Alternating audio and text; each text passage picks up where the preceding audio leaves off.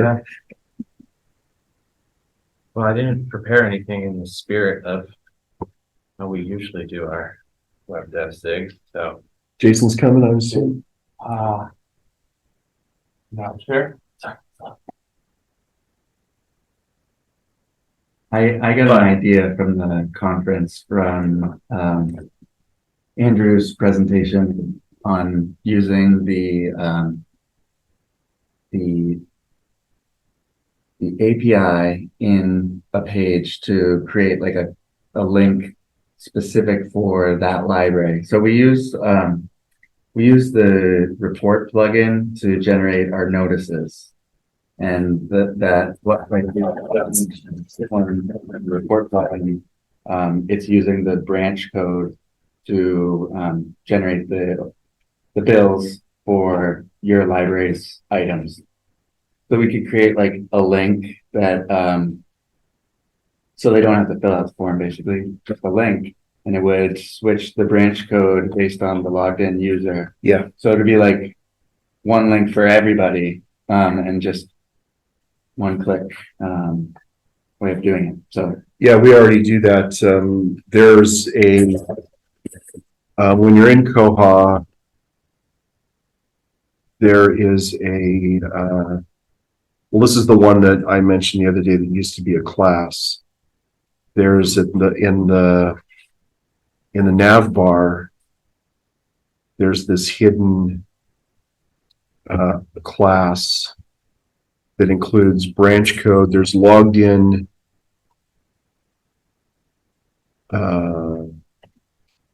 branch name and logged in branch code are hidden up in this element up here.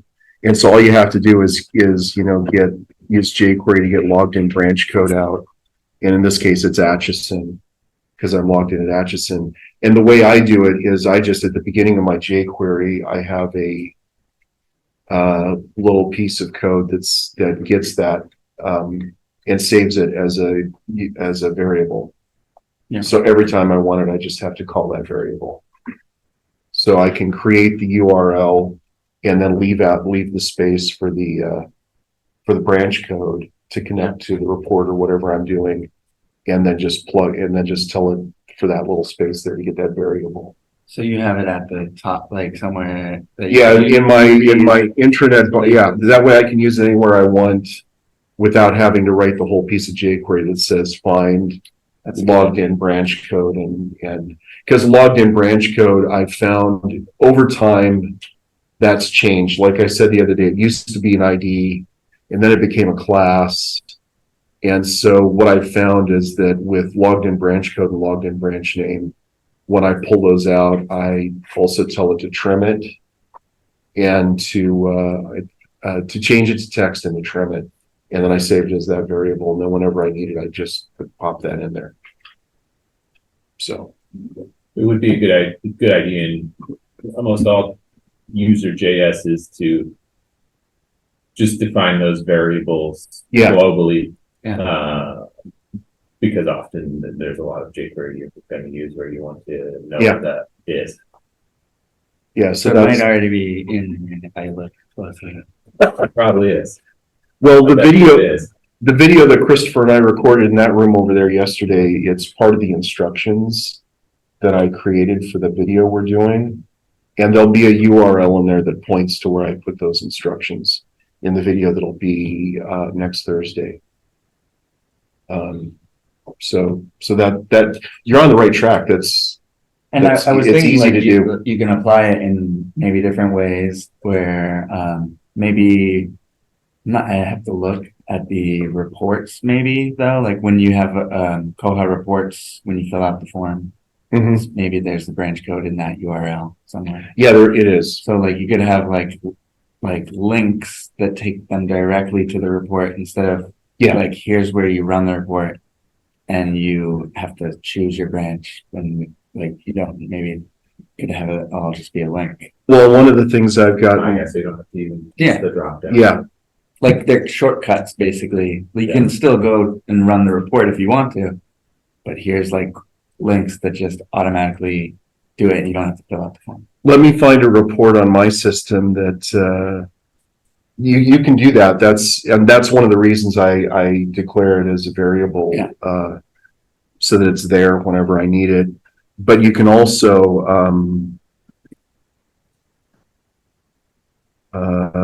I'm looking for a report of mine that I know has a branch variable in it. Yeah, this one does. This is a big report. What I do is I use that variable to tell whenever it sees a drop down with that asks for a library. Yeah. It just fills in the logged in branch code.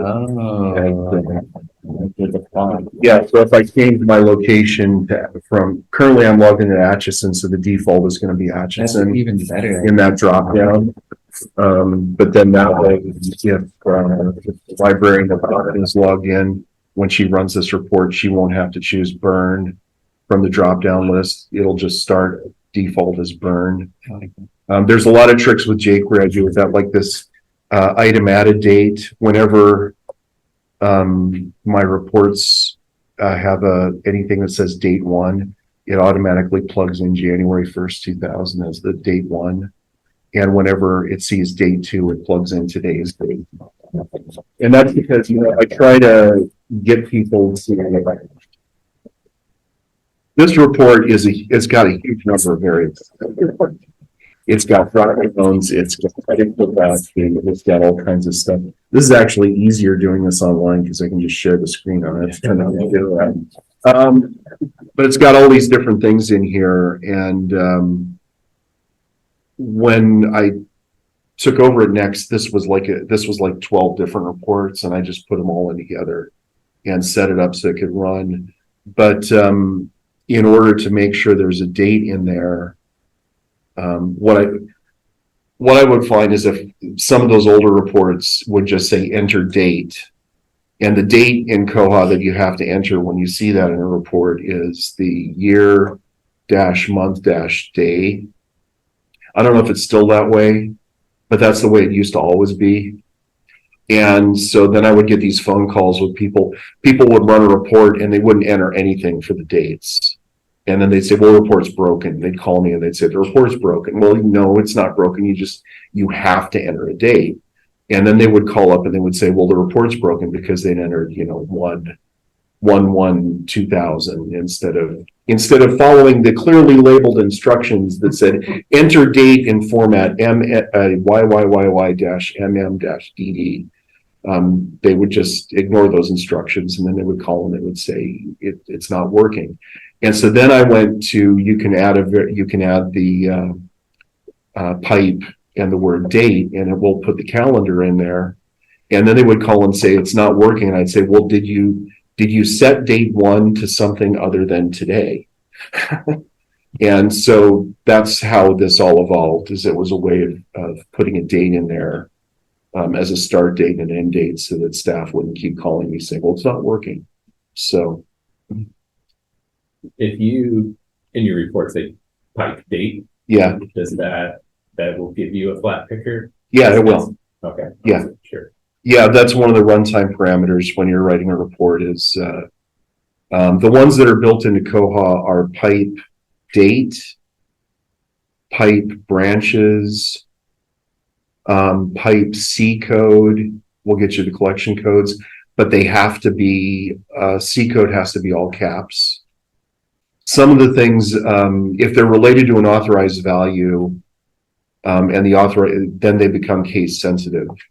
And it didn't used to be that way. When it became case sensitive, a lot of reports broke because all of a sudden C code and small would no longer pull the C code authorized values. But for reports, there's a lot of good stuff on the wiki. There's a Koha SQL library. If you search that should take you to the Koha reports library on the wiki. And there's a good list here of runtime parameters. There, I just passed it. But the runtime parameters tell you, what things you can put in there. So C code, biblio_framework will get you a drop down list of the frameworks, branches, category code, work for patron categories, a call number source, date, will open the flat picker. Although the wiki is out of date, it still says the date picker widget, and item types and list. List is the new one that if you put pipe list, it will let you put in a list of values separated by commas. So if you want to search, if you want a report to search for more than one barcode, you put, you tell it to look for the barcode number, and then after the input, you say pipe list, and then you can enter 100 barcode numbers, just so long as they're separated by commas. That's what Reports Plus used to do. That's what Reports Plus used to do, that they baked into Koha. I guess you could use that one. We have a common thing is for some of our member libraries have branches. So when you write the report with the branches drop down, then they have to run 3 reports combine into one. So you could use the list maybe. Yeah, you could you could use list. How do people do the way that I dealt with that? Well, and this is an example of why it's good to check Bugzilla every now and then. Like I said, every week for a long time, although I've had some troubles this summer, I would check the Bugzilla and look at bugs changed in the last 7 days. And that kind of tells you what's going on. Well, one day I was doing that, and Nick had written a patch, and he said sometimes people put in something like branches, but then they want to do, but then they have to do, multi-select isn't an option. But Nick said, what if there was an option that was always there at the top that said all? Yeah. And so that's an option now. If you do pipe branches : all, yeah, that will add a drop down at the top of the drop down. It will add the word all, and it searches through all branches. So long as you make the statement you can't do equals, you have to do like. Yeah.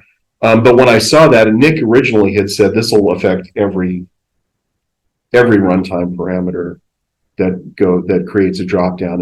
It'll give you an option at the top that says all. Mm-hmm. And my immediate comment was, I have reports that if somebody runs them on all branches, they're going to fail. It's too much data. It's going to cause the report to crash, which at the time was still a situation where causing the report to crash might cause Koha to shut down. Yeah. So I said, don't do that. I said, what if you could do it in such a way that the all was optional? And that's why he added the : all. So Nick had a good idea, but getting some feedback from somebody that actually, had some reports in there, he almost immediately, within an hour or two, he had rewritten the patch so that it said : all. And so the all became optional. And that way we didn't have to wait. We didn't have this thing go into Koha that was going to potentially cause problems that then had to be repatched later. So that's my plug for keeping an eye on Bugzilla. Yeah. And being there when it's being there before before it gets to the point where, instead of saying this broke something, if you can say this might break something if you do it, that became an easier situation for everybody. We kind of got off on reports though, as opposed to just because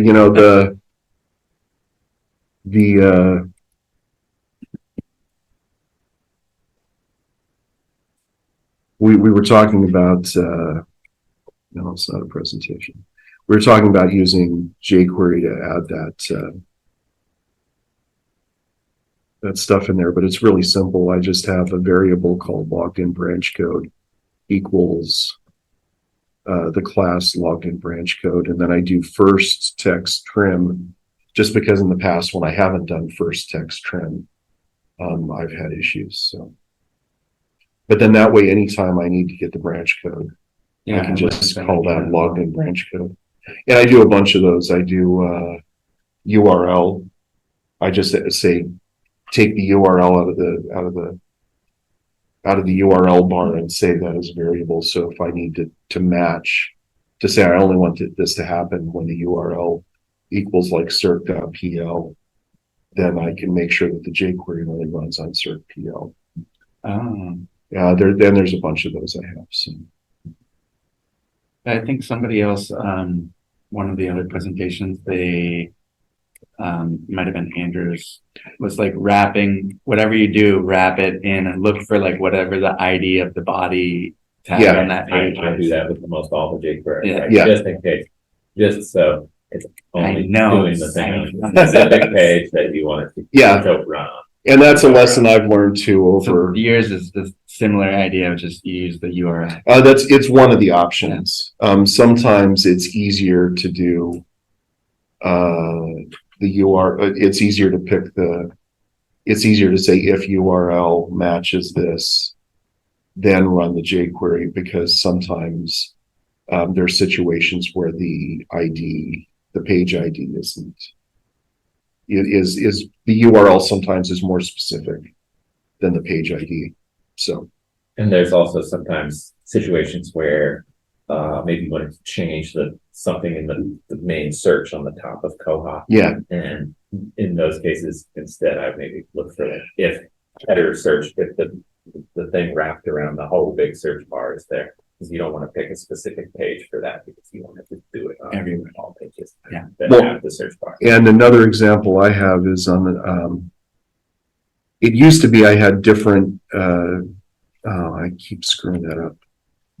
I have every now and then I will tell Bywater to synchronize our production server and our test server. But I want something on the test server that says, this is the test server. Because invariably, if you have a test server, somebody will log into the test server and they will start checking books in and out on the test server. And then at the end of the day, they'll go, everything's screwed up because they did all their work for the whole day on the test server. So I have this big thing at the top that says test server. And there's a background that's kind of hard to see on the watermark. It says test server, test server, test server. Orange background. Yeah. Possible to change colors. You needed to Let's say scroll, I like change- Yeah. Well, Jason has the background on his test system is all pineapples. And then he uses a piece of jQuery to hide the pineapples when things are working right, you don't see the pineapples. But if he sees the pineapples, he knows, oh, that piece of jQuery I wrote screwed everything up. And he calls it the pineapple protocol. I wish he was here to explain it. But the way that I keep this, I instead of using different jQuery on the test server and the production server, I just have a line in there that says if the URL equals staff.necklace-test, then plug in all this test server stuff. And if it doesn't equal that, then it just doesn't appear. So it's on both sites. It just is only visible on this one because it's matching on the URL. Did you say something like that in your presentation about the green bar's not there? That wasn't me, but I think it was Andrew. Yeah. Yeah, Andrew said if the green bar, The green bar's not there. then he knows You he's have to screwed delete up. your Yeah. thing you just added.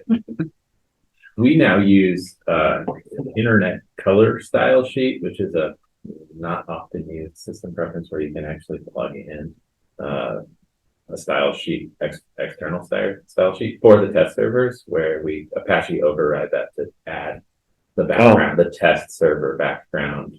So I might not have that to keep way- doing this. Yeah, so that when you refresh it against your production server, you Okay. have to go back in Oh, cool. and re-add.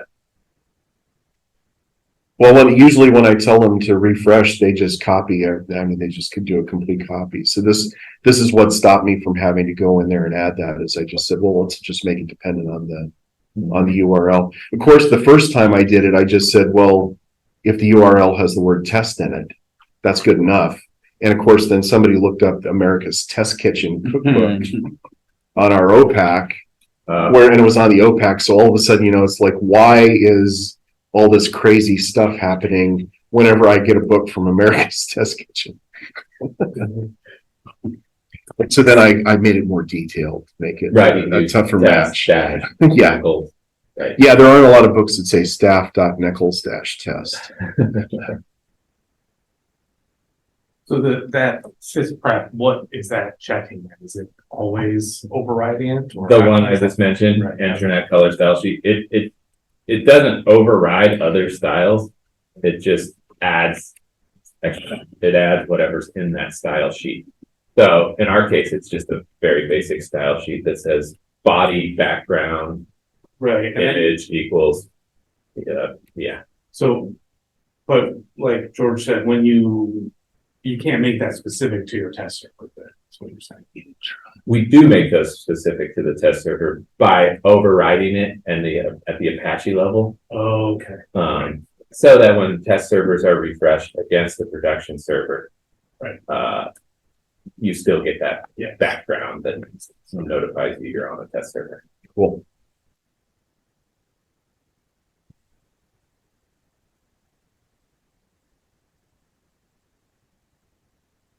Anybody else got anything? They want to talk about content policy. That's secure content policy is something I know is being worked on actively, but do anybody have thoughts or opinions? Because we're doing that at the Apache level right now. But I don't know if anybody's tried it and had things that broke because it isn't willing external content. Does anybody have stuff that's broken? We don't currently. I don't know if have you guys talked about that internally, content security policy? I know there's a lot of community talk about that and the limiting of places where we put JS, sort of scrubbing of some of those areas, like HTML areas where we could add script tags, stuff like that. But that's all fairly new chatter in the community. Yeah, we ended up essentially running just CSP report only for about 3 months, and then gathering everything that it was putting in the report only, and then essentially putting in CSP exceptions on in Apache to fix that. But I'd like a cleaner solution. Even cares about CSP. You know, one reason in my presentation that I mentioned put your JavaScript in the system preferences instead of in script tags elsewhere is because I think we are moving towards a place where we want less places where users can inject JavaScript into the system. I think the only place I do that currently is on the staff login instructions, so I'll have to look at ways to screw around with that, ways to move that out of there.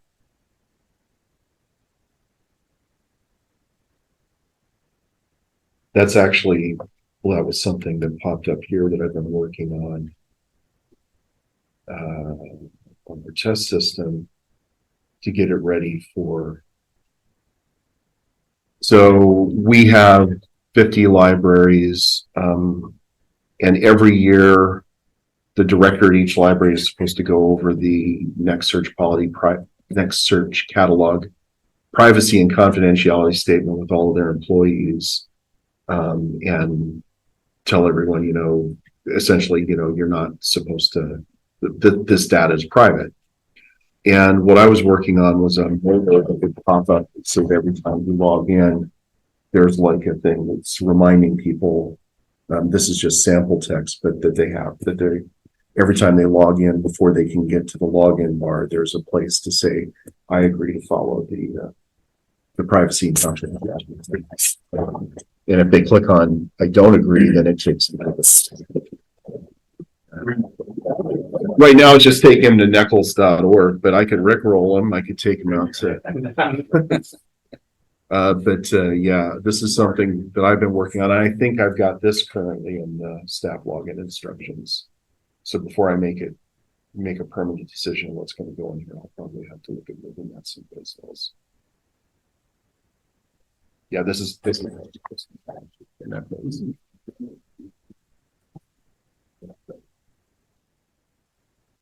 What would happen if you in Koha, like where you can put HTML in to like create a page or whatever that they were showing at the presentation earlier, can you put a script tag in there and put it in JavaScript, or that won't work? That will work. That works. We don't want it to work. Yeah, that may not work in the future, Yeah. but it works. It works now, yeah.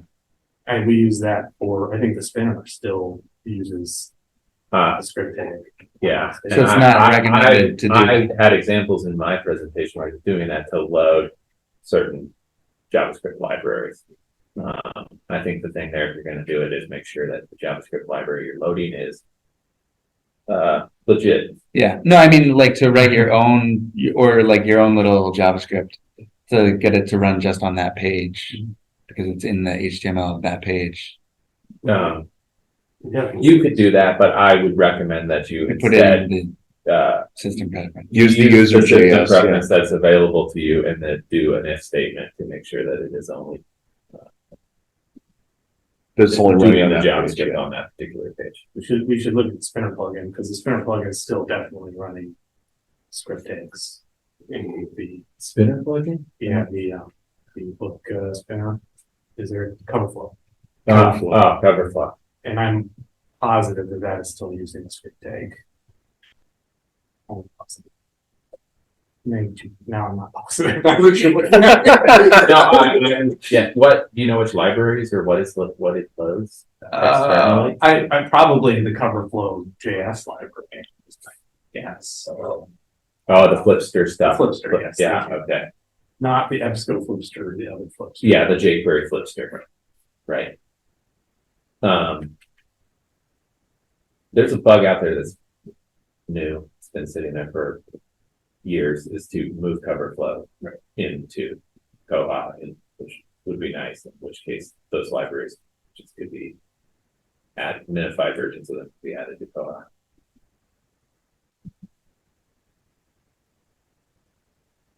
So, well, Flipster still uses the API endpoints, right? It's not, because we use API endpoints for using Flipster on non-Koha sites as well. I think so. I believe so. But then we want to kill those API calls.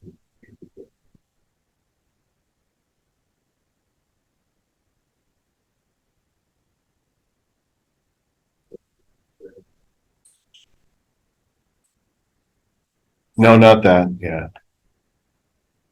It is sometimes, yeah. So Lucas kind of said that Brenda and Jason are the only ones that come to this group. I come like every other time, and usually I'm eating lunch. So, but one of the things we often do is we'll just say, what are the cool things you've done with your with your staff client, with your OPAC? What are the cool kinds of web development kind of things you guys have been doing? So, anybody? We're on the table, everybody has to say something. Fred, you do lots of crazy stuff. Have you done anything to? Well, I actually tried to get cover flow to display a list of new books. Hmm. I never did get it to work, but I mean, be inspired to go back and give it a try. There's the cover flow plugin that Bywater has, we didn't use it because we didn't like the way it looked when we redid our OPAC. Dan was more interested. There's another cover flow that I don't know if there's another cover flow plugin in Libro that I liked better, but I don't think Dan still didn't use it. He came up with a different solution, but maybe you might want to try that one. In Libro has some, I don't know where on their website to find Koha plugins. What did you not like? Dan didn't like it. Dan redid our OPAC about, I guess it was in about 2017 or 2018. I don't know what he didn't like. And I was just happy that somebody wanted to work on Next Search Catalog that wasn't me. So I just let him do whatever he wanted. I never liked the cover flow with the different everything that's not the current slide showing. Perspective. Yeah, I guess the 45 degree rotate. I've started almost only using the flat look of cover flow. That's what I'm just not a huge fan of. Yeah. The Inlibra one is a little different, and he didn't like it either. So he just, our OPAC is just, he creates lists and it's an so it'll slide automatically or you can advance it. That's. Yeah, but that's what Dan, this is the kind of thing Dan wanted to.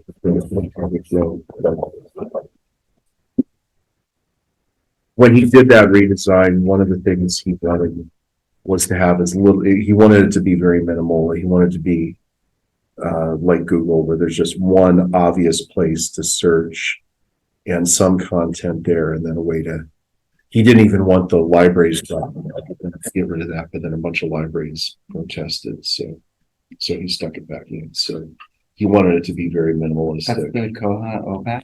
This is our next search catalog, Koha OPAC, yes.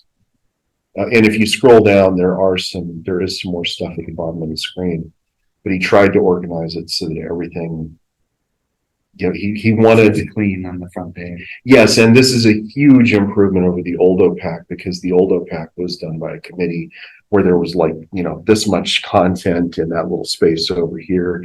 I mean, the whole thing, you would scroll down like 6 screens to get to the bottom of the page, and there was stuff over here, there was stuff down here, there was stuff over here. It was just really busy. Has hiding the stuff at the bottom change your engagement at all of like those links? You don't know they're there, you don't scroll. And that's why he kind of put things, I think he didn't even want that stuff there. He wanted to make it more minimal. But I think in a lot of screens, I have mine, I'm wearing the wrong glasses.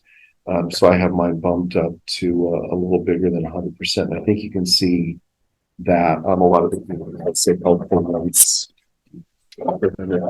there. And then each of these goes to an old-fashioned Koha CMS.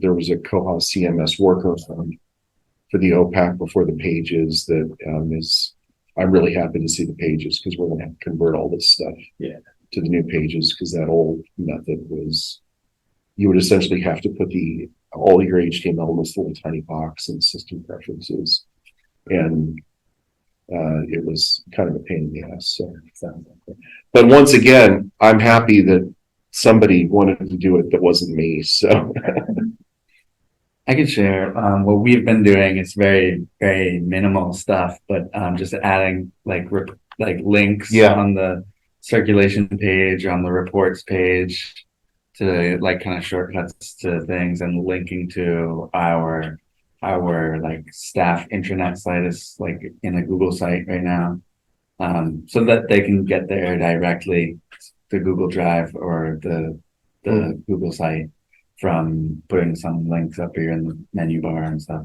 But we've been kind of taking the approach of like, don't put weird stuff in and try to experiment, because we don't have a test server. So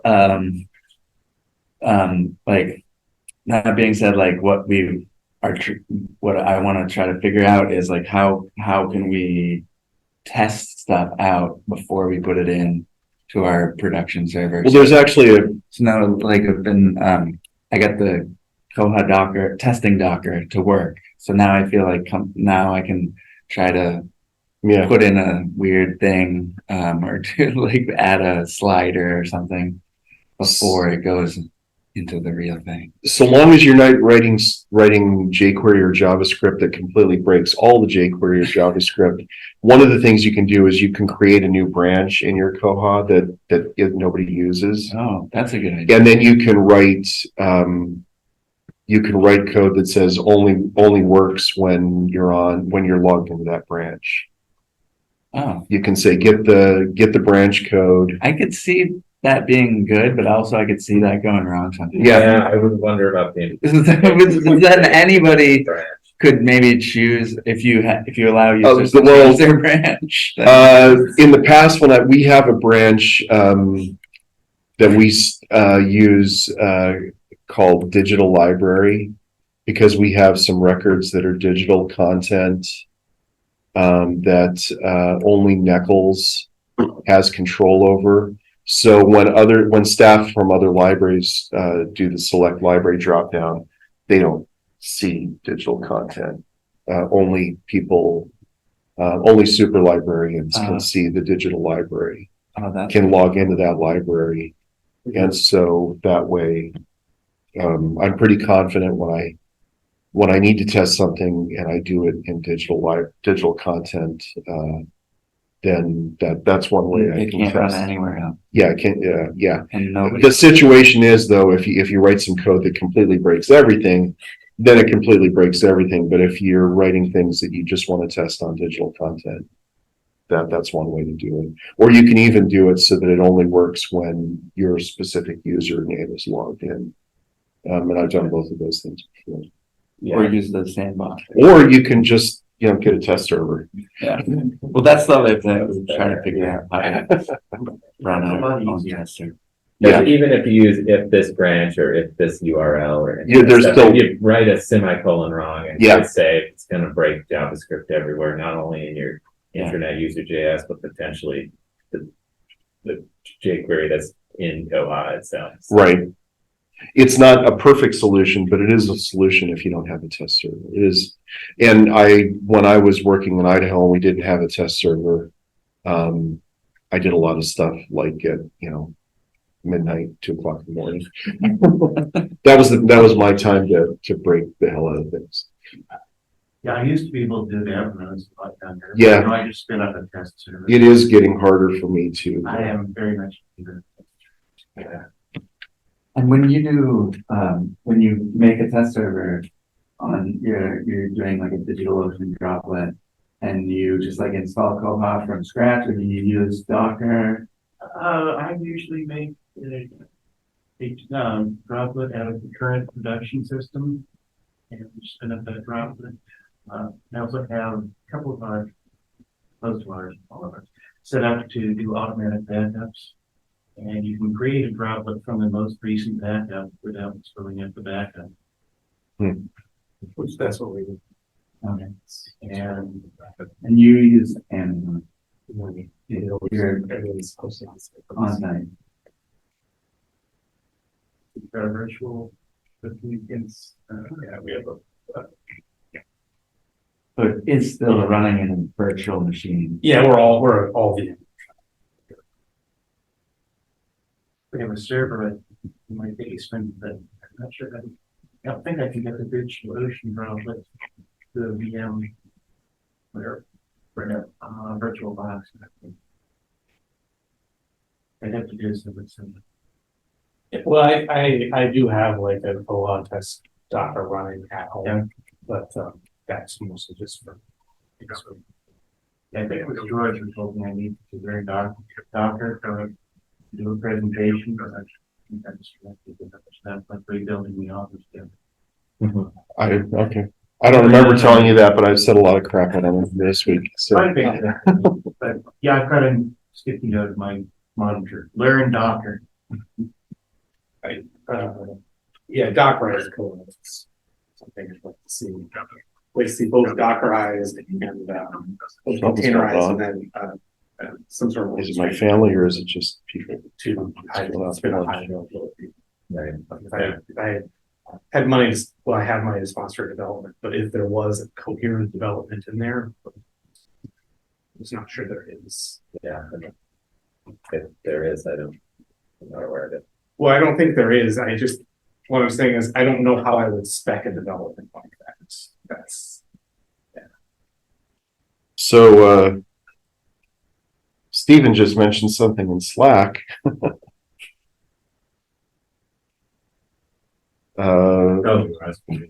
No, I was interested in Andrew's presentation yesterday, but it was possible to create a page and add to that page the results like a report, which we could then use jQuery to add like our own custom menu. That was a little bit better to use, so it would be a report rather than creating from totally custom craziness to use some, regular report report generator tool that was built into the system. Unless I misunderstood, I was just looking for a documentation or an example or something, so I can basically copy and paste and tweak. I have some examples. I don't think I put them anywhere like the jQuery library, but I can get them for you, Steve. Thanks. I think this is a report that I have running. It's not in a custom page because it's been running for a while. But when at each library, when they log in, there's a report that runs here that's like the I use the report.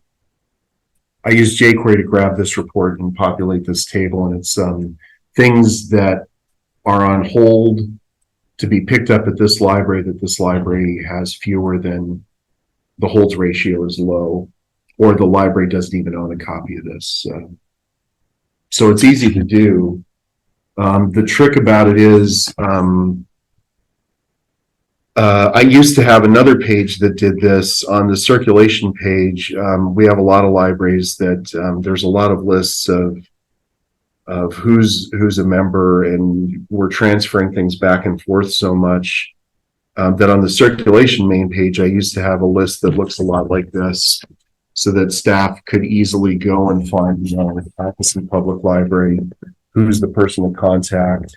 And I put this on here, and then I put this search bar at the top. So instead of going through and having to scroll all the way down to Winchester, I just put the search box up here. So you can type in WINC, it just goes straight to that record.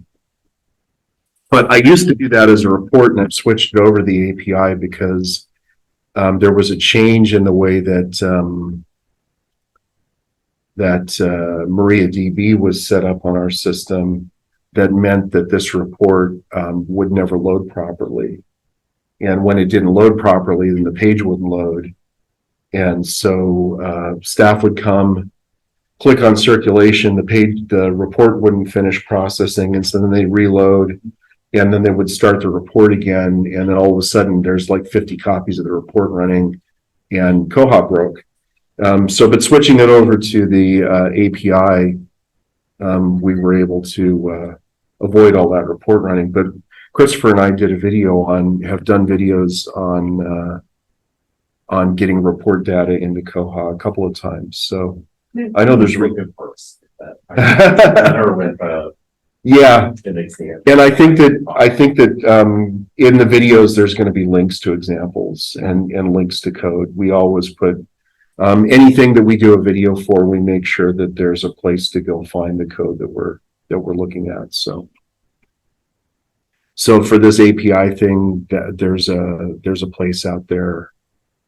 I think backup put in the jQuery library, but the reports and stuff, we've done videos on that, and it all links to code that you could copy and steal and use.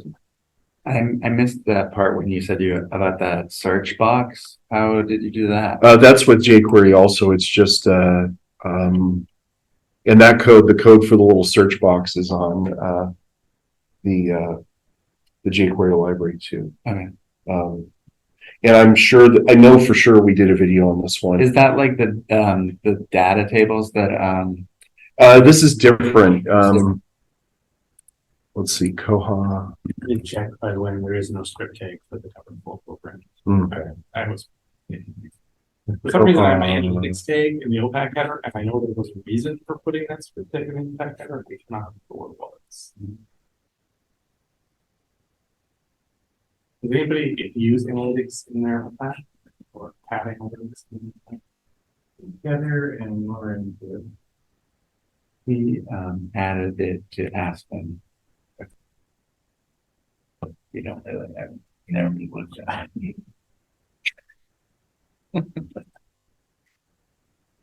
Christopher wrote that code to write at filter table. That was it.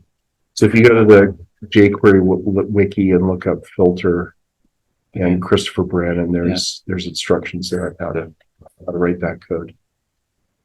Thanks. And you might need to tweak it because this was written. Oh, there isn't a date on here. There isn't a.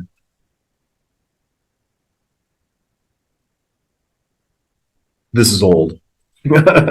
It does, usually in the jQuery library, at least now, there's usually, it'll say version. Yeah. And this just says version any. Yeah.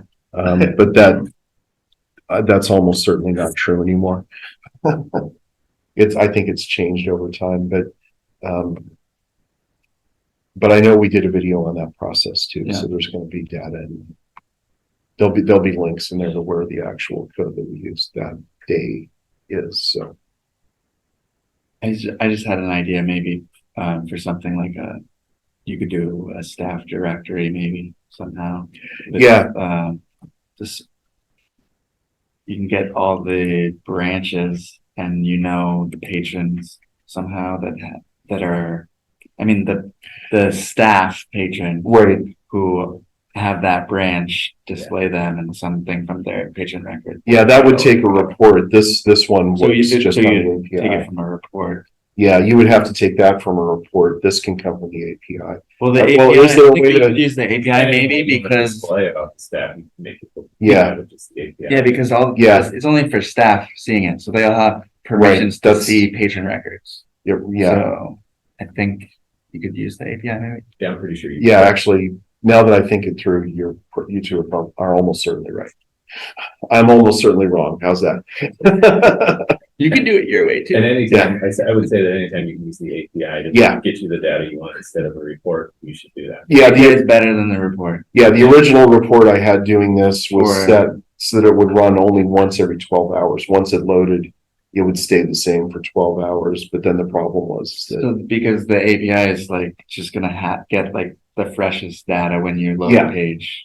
yeah, and it's, That It's and so much faster. and it's, I would say, less dangerous, and then like a simple report is okay, but you can write any report and then then if- kind of run that every time. Every user goes to that page, so that Yes. could Yeah. slow your system way down Right. to display a report. yeah, and that's why I had, the original report that was here that did the library directory was set so that it would run once in the morning and then it had a 12-hour cache.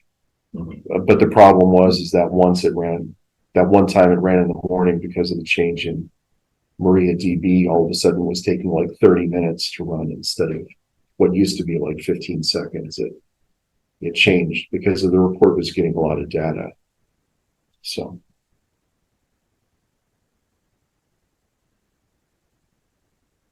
And I need to change this again now because in the last update, the API changed and it doesn't pull all the same data out of the branches. It dropped that section in the branch record where there's the HTML input, like that. Because I used to have all the branch logo here. Branch.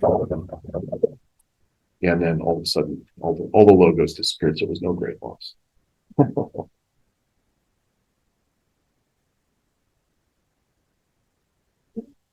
Possible to set up one of the columns in the news feed to scroll through lines so many at a time. Right now, the author's catalog, I have an RSS feed display new citations. And one problem is first of all, I used a company that suddenly started advertising. Mm-hmm. And I had to look for another one which was within our price range, 0. And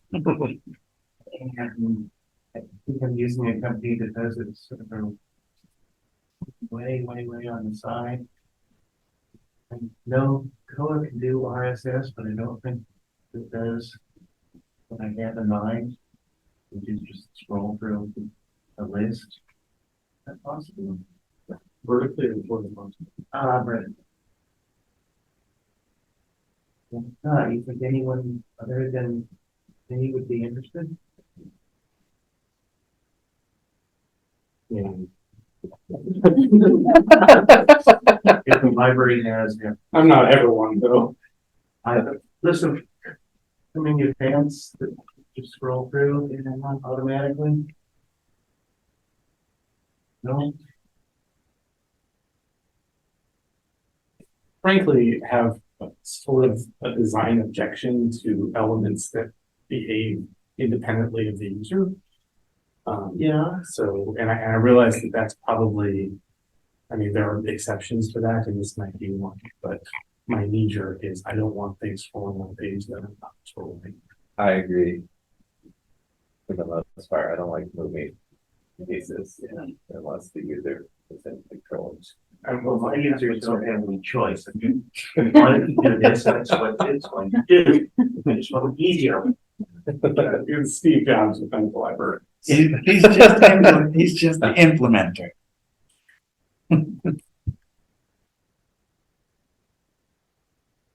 Anyway, I wish you luck on the Also converting from Mark to RSS, and I had to use replace text, so my head hurts. Yeah, if anyone wants to do open source replace text, oh please. You're really bored one weekend. Oh, things I don't want to work with. Mark. We're currently working we have this giant Excel spreadsheet that has a list of all of our electronic resources and the descriptions of them and who has access to all of them. And we're putting it all in Koha, and we have a reports page that lists all the titles, and then it has a button that we learned about from Nick on the videos that are online. And it takes the title and it'll send it as a parameter to a second report and show all the users. And that was all done before we had custom pages. It starts with the list and then it reports off the list and then it does all the stuff to it and sends it to a second report. And now it sounds like API is the way to go rather than all of that reporting. If it can produce the data that you want. Okay, Are these records that are in the catalog? the patron records, and then we repurpose some art fields for our purposes to display. We're trying to, it's change management, we've used this Excel for a million years and we stopped using this horrible Excel list. So we want to make it have the same information. So we repurpose some fields to accommodate that. And what was the question you asked me? I was just wondering if the API gives the data. I don't know how much. I think it could, because I built it out originally when I was proposing it, like, oh, look what we can do with the API, but then we can't, since we're hosted and we're not a public website, so that we can't show a page that does the API. There's some public routes. Do you know what I'm saying? It was a security issue. We couldn't connect those two systems together. But now that we have custom pages, we can build it within Koha, because then it doesn't need to connect to our intranet in any way. And there are some public routes, and one of them is a Biblio endpoint. So without being an authenticated user, you can return most marked fields in the API, unless you explicitly hit it from OPAC visibility within your framework. So there you are able to get most marked data. Can you get patron now? Not publicly, no. Not on the OPAC for unauthenticated. Well, it's running through the OPAC now. See, it's no longer, I guess my point was now it's no longer a problem because we can do custom pages. Before there was the problem. Would the user be logged in when they're looking at this page? Yes, they have to be logged in. And I think that the API can return them their own data, and that's it. So that's the way to go, right? Rather than a report, we need to do a report and all this. You think it's faster? Or is there any advantage to us taking the time and trouble to convert this? If you're trying to display stuff with jQuery on a page, the idea of a report that gives parameters to another report makes me uncomfortable. Yeah. What page? Why is that? Yeah. Their name and their office and what their category code, if the expiration date is set in their patron record, like they've left the firm, it turns them right in. So, but you want other people to see other patrons' data, cause I'm positive the guy does not. Even within the system, or even with from Koha, if you're logged. If you're into within the box? system in the staff client, as long as you have the permission to view patron data, Mhm. It should be anyway, you can look at patron data, but Okay. if you had staff that don't have that permission, that wouldn't work for them. Okay, I think it sounds worth looking into. If we get into trouble, you'll hear from us. I think we're out of time. So I'm gonna say goodbye to the people online. Thanks for coming. One other question. When does this group meet? Third Thursday of every month at, let's see. It's at noon central because it's right in my lunch Yeah, yeah. hour, Oh, which is why I'm often eating a sandwich. Links for it, anywhere in particular? George, how does Very it beginning, get I think it's on the koha-US website. It's on the koha-US website. It's on the calendar. But right now, there's an issue with the display on the calendar. It's usually, there's a link to the calendar at the bottom of the page. But right now, all of that Google code is just a bunch of garbage there that can't even be read. So Christopher is planning on working on that when we get done with the conference and he's back in Coeur d'Alene. So I'm sure there's another way to get to the calendar. Web development SIG. Would that I, Christopher is the only one that has the ability to edit this website. Actually, I might, but I don't. So goodbye to everybody online. It was great seeing you all, and look for us on the third Thursday of the month at noon central. Bye.